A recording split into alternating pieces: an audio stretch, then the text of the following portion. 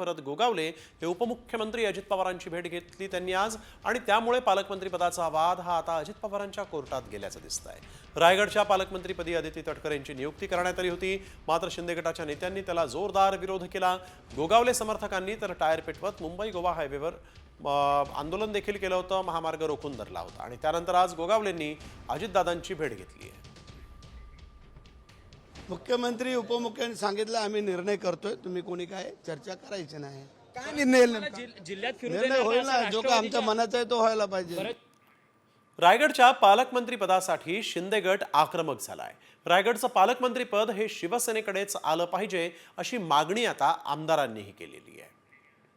अजितदादांची भेट ही वैयक्तिक कामानिमित्ताने होती, अशी काय राजकीय भेट त्यांची या संदर्भातली नव्हती। अजितदादा अर्थ खात्याचे मंत्री आहेत, भरतसेठ आमचे रायगडचे मंत्री आहेत, महाराष्ट्राचे मंत्री आहेत। काय रायगडच्या पालकमंत्री पदावरून त्यांची भेट आम्ही घेतलेली नाही। रायगडच्या पालकमंत्री पदाचं तर रायगडचं पालकमंत्री पद हे शिवसेनेकडेच आलं पाहिजे ही आमची ठाम भूमिका आहे, कारण रायगड हे शिवसेनेचं आहे आणि शिवसेनेचं रायगड आहे, त्यामुळे रायगडला हे पालकमंत्री पद शिवसेनेलाच मिळालं पाहिजे ही आमची भूमिका आहे।